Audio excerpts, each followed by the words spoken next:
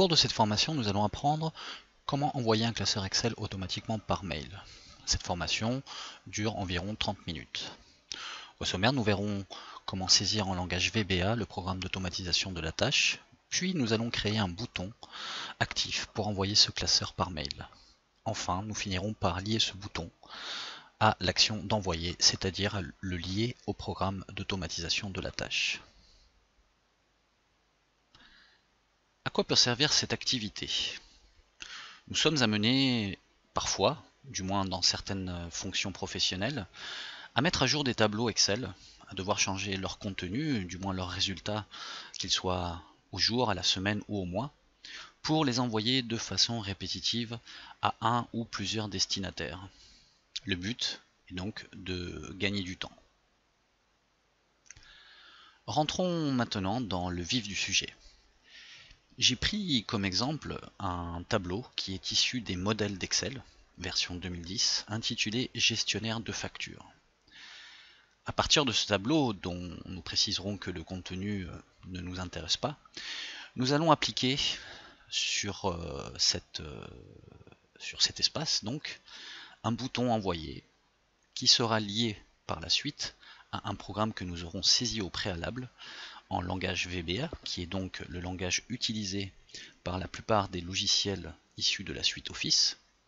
Ce bouton donc sera lié à ce programme et lors d'un clic, une fois que le tableau aura été mis à jour, il sera envoyé automatiquement par mail.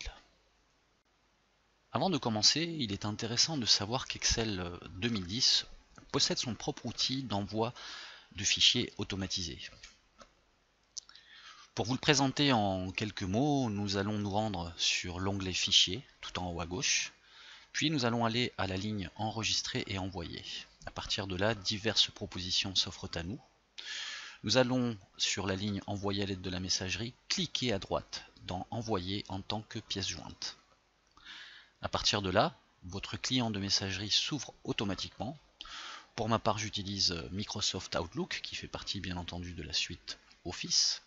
Et nous constatons que la pièce jointe est déjà insérée dans le mail. Il ne reste plus qu'à saisir le ou les destinataires, d'insérer également, pourquoi pas, des destinataires en copie, également en copie cachée. Je n'ai plus qu'à saisir mon mail et terminer en envoyant. Nous allons commencer par préparer l'interface du logiciel Excel.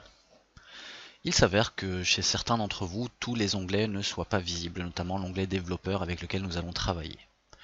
Si c'est votre cas, pour le faire apparaître, nous allons nous rendre sur l'onglet Fichiers, à la ligne Options, et sur la fenêtre qui s'ouvre, nous allons cliquer sur Personnaliser le ruban. Nous allons nous rendre sur la droite, sur la colonne Onglets principaux. Si ce n'est pas le cas, vous pouvez l'activer sur la proposition du menu déroulant. Et nous allons nous rendre sur la ligne développeur qu'il faudra activer avec une coche. Une fois que c'est activé, on valide avec OK et logiquement l'onglet développeur vient s'afficher sur la barre des onglets. Une fois que l'onglet développeur est actif, nous allons pouvoir ouvrir la console VBA ou Visual Basic. Dans cette nouvelle fenêtre qui s'affiche, nous allons dans un premier temps demander à Excel de pouvoir faire le lien entre le programme que nous allons développer et la notion d'envoi de mail automatique. Nous allons donc sur l'onglet Outils, à la ligne Références, et à partir de là, une nouvelle fenêtre appelée Référence VBA Project s'ouvre. Nous pouvons constater que sur cette nouvelle fenêtre, certaines lignes sont cochées et d'autres pas. Nous allons nous intéresser à la ligne Microsoft Excel 14.0 Object Library. Si cette dernière n'est pas cochée, il faudra aller la chercher sur la liste qui est en ordre alphabétique, à la lettre M, Microsoft Excel. Et une fois qu'elle est trouvée, de la cocher et de valider par OK. Nous pourrons ensuite commencer à coder. Toujours depuis la console VBA, nous allons repérer la ligne correspondante au fichier sur lequel nous travaillons. Ici, il s'agit donc de VBA Project, gestionnaire facture.xls. À partir de là, nous allons créer un nouveau module avec un clic droit dans Insertion, Module. Un nouveau module s'ouvre qui est encore vide et que nous allons enfin coder. Nous allons commencer par attribuer un nom à cette macro grâce à la procédure sub qui est de la syntaxe propre à VBA. Nous intitulons donc cette macro envoie classeur. Vous pouvez constater que classeur est écrit avec une majuscule, c'est ce qui permet à la syntaxe de pouvoir être comprise. Le nom, une fois attribué, vous appuyez sur Entrée, automatiquement une double parenthèse se trouve à la fin du nom attribué. C'est une tâche automatique du programme. Et cette procédure se termine par end sub, ce qui signifie que nous allons saisir toute la macro, nous allons la saisir entre ces deux lignes. Nous écrivons ensuite que ce fichier sera reconnu tel une variable. Pour cela, nous insérons à la ligne suivante dim fichier as variante en anglais, toujours. Vous voyez qu'il le propose. On valide la proposition inscrite sur ce petit menu déroulant par entrée. Et ensuite, pour la suite de cette macro, je vais vous indiquer pour chaque ligne sous forme de commentaire. Donc un commentaire en VBA s'écrit toujours entre deux apostrophes, tel que ceci, qu'à partir de la ligne suivante, le programme ouvre une fenêtre où l'on va sélectionner le fichier. On termine par l'apostrophe. Pour cela, la ligne de commande, c'est fichier, donc toujours avec une majuscule. Ce fichier, bien entendu, c'est celui que nous avons indiqué ici un peu plus haut, qui est donc une variable. Fichier égal, avec un espace, application, point, get, open, toujours des majuscules comme on peut le voir, file name, il nous le propose, donc on peut valider par entrée. Et entre parenthèses, à la suite, on indique tous les fichiers, c'est-à-dire toutes les natures de fichiers que la boîte de dialogue qui va s'ouvrir va vous proposer. Donc, pour cela, entre guillemets cette fois, tous les fichiers. Et pour indiquer que c'est effectivement tous les fichiers, on termine cette ligne par étoile, point, étoile. On ferme la parenthèse. On met une virgule. On continue par étoile, point, étoile. Et on ferme les guillemets, pardon, et on ferme la parenthèse. On peut sauter une ligne. Et on indique donc à la suite MSG de message, box de boîte donc, plus loin fichier. On saute une ligne pour indiquer le commentaire suivant. Ici, on demande d'utiliser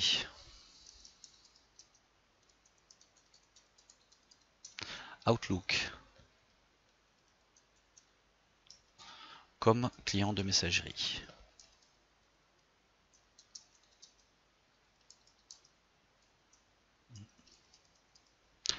On termine avec l'apostrophe. Pour cela, on insère donc dim, une fois de plus, ma messagerie as object. Alors, c'est séparé, bien entendu, il nous le propose, on peut l'accepter. À la ligne suivante, dim mon message as object, toujours. À la ligne suivante, on indique set ma messagerie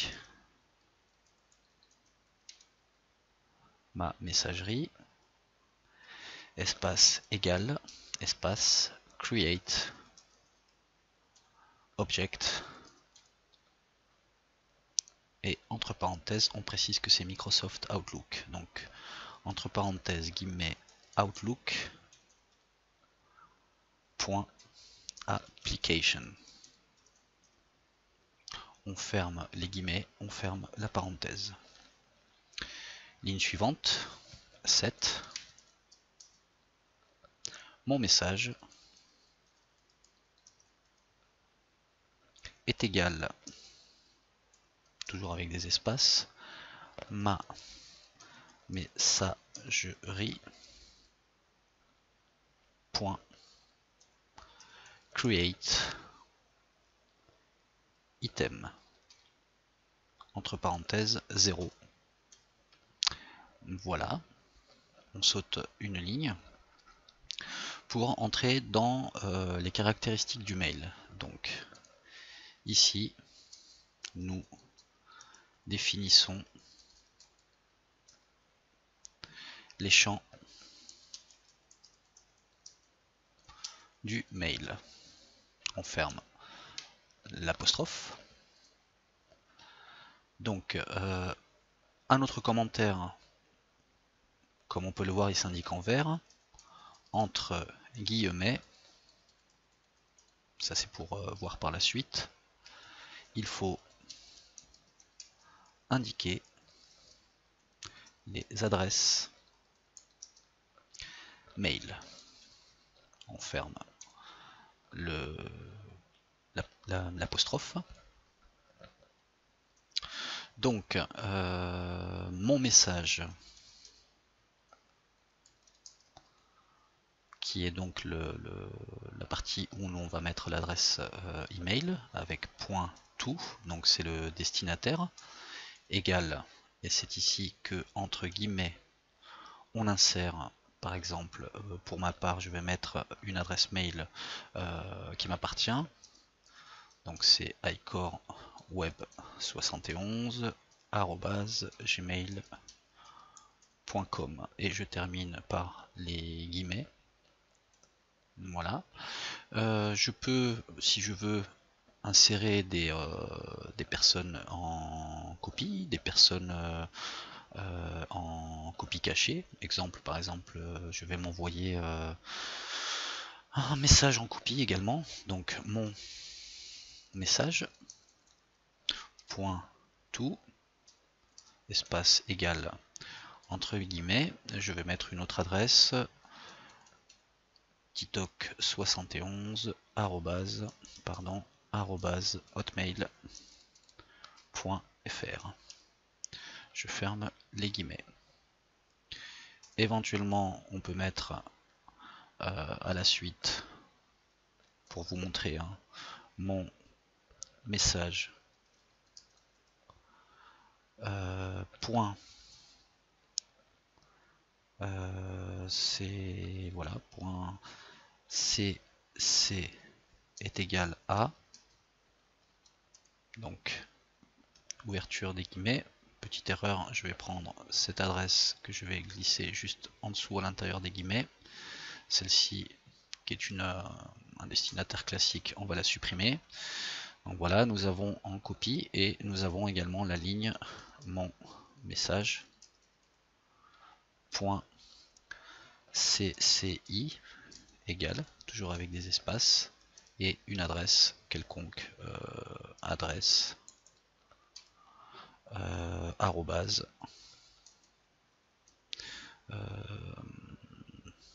je ne sais pas, hotmail, on va mettre par exemple .fr. Voilà, donc celle-ci je la mets entre apostrophe afin qu'elle soit considérée plus comme un commentaire que comme une adresse, mais c'est pour vous expliquer que chaque champ peut être donc défini à travers un tout, un cc ou un cci, donc adressé à, adressé en copie carbone ou adressé en copie carbone cachée. À partir de maintenant, nous allons nous intéresser à la rédaction et au contenu du mail. Donc en commentaire, ici, nous commençons la rédaction du mail. à la ligne en dessous, mon message point attachment. Alors hop, attachment avec un S, pardon, point add de rajouter fichier. Donc on revient à notre variable fichier. Ici en commentaire, sujet du mail. Donc mon message égale, on va l'appeler, donc toujours entre guillemets, test envoi PJ, donc pièce jointe par depuis Excel 2010. On ferme les guillemets. Nous allons nous intéresser ensuite au corps du mail. Donc corps du mail, donc toujours en commentaire. Et à la ligne en dessous, donc au niveau du contenu. Donc contenu égale, on va dire par exemple un mail qui commence classiquement par bonjour, virgule, on ferme les guillemets. Pour donc effectuer des sauts de ligne, puisqu'un programme ne sait pas faire des sauts de ligne si on ne lui indique pas, on va préciser à chaque ligne donc un saut de ligne pour qu'il n'écrive pas tout à la suite. Alors pour préciser le saut de ligne, on est toujours sur contenu égale contenu. On va rajouter un et commercial suivi de CHR. On peut dire que c'est le chariot de l'ancienne machine à écrire. Et entre parenthèses, il faut intégrer des chiffres, des nombres que traduit donc VBA. Donc 10, encore un et commercial, espace, encore entre parenthèses, on rajoute cette fois 13. On va à la ligne. Donc on va préciser quand même que, en commentaire, que les caractères, c'est pour vous, hein, c'est pour avoir l'indication inscrite en termes en tant que commentaire sur le programme lui-même. Donc les caractères CH indiquent un saut de ligne. On ferme le commentaire. Bien entendu, après bonjour, il y a le texte. Contenu égale contenu avec un et commercial et entre guillemets, par exemple, veuillez trouver en pièce jointe le fichier Excel. Ferme les guillemets. On peut à la ligne du coup avec un et commercial rajouter CHR entre parenthèses 10. On ferme la parenthèse et CHR entre parenthèses 13. Voilà, ici, entendu. Alors, ici, on précise que c'est bien CHR, histoire de ne pas commettre d'erreur. Donc, contenu égale contenu, et commercial, veuillez trouver en pièce jointe le fichier Excel, etc., etc. On va à la ligne. Alors, il y aurait un petit problème que nous allons résoudre par la suite, une fois que nous allons compiler le programme. Donc, contenu égale contenu et commercial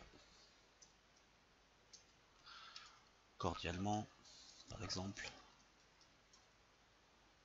Bien entendu, ne pas oublier les guillemets. Hop, et commercial. Donc c'est HR, entre parenthèses 10, fin de la parenthèse, et commercial. C'est sûrement ça qu'on a oublié sur la ligne de dessus. C'est HR, entre parenthèses 13. On va en profiter pour ajouter un et commercial ici. Voilà, voilà, c'est revenu à la normale. On saute une ligne pour éventuellement une signature, donc contenu égale contenu et commercial, et on peut terminer par exemple par service client, pourquoi pas. On ferme les guillemets et on termine par mon message.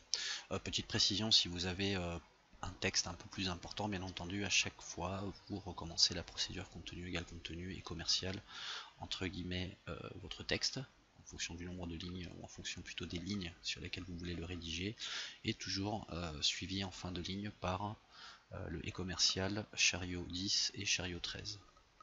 Nous terminons donc par mon message point body égale contenu entre guillemets.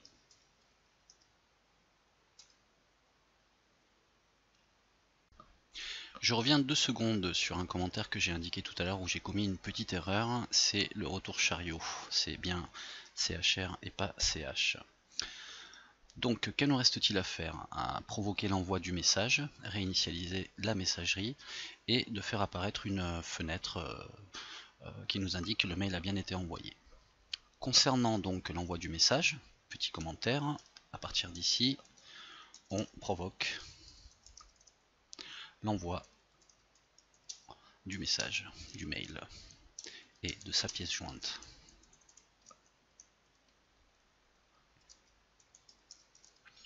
On termine avec l'apostrophe. Donc la ligne de commande c'est mon message point send qui en anglais veut dire envoyer. Ensuite, on demande au programme de se réinitialiser afin qu'il ne tourne pas en boucle, donc réinitialisation de la messagerie. On termine avec l'apostrophe, set ma messagerie égale, toujours avec des espaces, nothing, qui veut dire en anglais rien. Pour terminer, on indique, donc toujours en commentaire, une boîte de dialogue, donc boîte de dialogue qui confirme l'envoi du message et de sa pièce jointe. La ligne de commande est la suivante, MSG box. Donc MSG box, c'est bien une boîte de dialogue qui s'ouvre. Entre guillemets, le message qui sera indiqué sur cette boîte de dialogue, par exemple, pourrait être votre mail a bien été envoyé. On termine par des guillemets et le programme est terminé. Nous allons finalement vérifier si ce programme se déroule correctement. Pour cela, nous allons nous rendre sur la barre d'outils et cliquer sur le bouton Play, petite flèche allant vers la droite de couleur verte. À partir de ce moment-là, une première boîte de dialogue s'ouvre sur laquelle nous allons choisir le fichier concerné. Donc pour nous, il s'agit du gestionnaire facture.xls que nous ouvrons. Une deuxième boîte de dialogue confirme bien la sélection de ce fichier, donc gestionnaire facture.xls. Nous validons une deuxième fois. et nous validons une troisième fois grâce à la boîte de dialogue qui indique que le mail a bien été envoyé. Nous allons nous rendre ensuite sur notre client de messagerie afin de vérifier si le mail a bien été réceptionné. Rendons-nous maintenant sur notre boîte mail pour constater si nous avons bien reçu le mail sur nos deux adresses. Sur la première adresse, nous constatons qu'il est bien arrivé, et sur la deuxième également, qui se trouve ici, le mail est bien arrivé. Par contre, sur les deux mails, on peut voir que le contenu ou que le corps du mail n'est pas celui que nous avons rédigé. Nous allons donc immédiatement remédier à ce problème. Puisqu'une erreur s'est glissée dans le corps du mail, nous allons nous rendre immédiatement, et ce grâce aux commentaires en vert, qui permettent de retrouver rapidement le bloc de code auquel on souhaite s'intéresser. Donc ici c'est celui-ci, puisque le contenu n'apparaissait pas. Nous constatons déjà d'une part que la console n'a signalé aucune erreur, donc c'est plutôt une erreur inconnue, on va dire, à la console, au programme, et je constate en fait que l'erreur provient d'ici, sur ce terme contenu, qui ne doit pas être entre guillemets. Dans ce cas, j'efface les guillemets, et je vérifie immédiatement si le code fonctionne correctement. Donc nous exécutons une nouvelle fois. La première boîte de dialogue s'ouvre pour choisir et ouvrir le fichier que nous souhaitons. Nous validons donc ce choix de fichier, et nous vérifions que le mail a bien été envoyé grâce à la boîte de dialogue. Nous validons par OK, et nous allons donc vérifier immédiatement sur notre client de messagerie si le mail arrive. Parfois ils mettent un petit peu de temps, donc nous allons voir si, voilà, premièrement sur la première adresse, donc le mail est bien arrivé avec le bon texte, la pièce jointe et bien entendu le corps du mail. On peut constater qu'ici nous avons une copie qui est destinée à un autre destinataire. Donc pour vérifier, on peut bien entendu directement en cliquant sur le fichier voir que c'est le fichier correct, c'est-à-dire gestionnaire de facture, qui est bien arrivé. On fait la même vérification sur la deuxième adresse qui était en copie,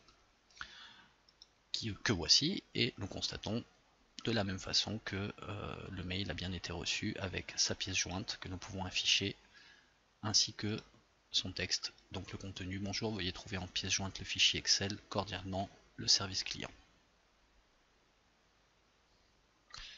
Maintenant que nous savons que notre programme fonctionne correctement, nous allons pouvoir continuer en insérant un bouton cette fois-ci qui permettra donc l'envoi de l'email, c'est-à-dire l'exécution du programme que nous avons écrit auparavant. Pour cela, toujours depuis l'onglet développeur, nous allons nous diriger et cliquer sur le bouton insérer et choisir le premier bouton en haut à gauche qui est un bouton de contrôle de formulaire. À ce moment-là, on peut constater que la souris se transforme en croix comme sur un logiciel de dessin.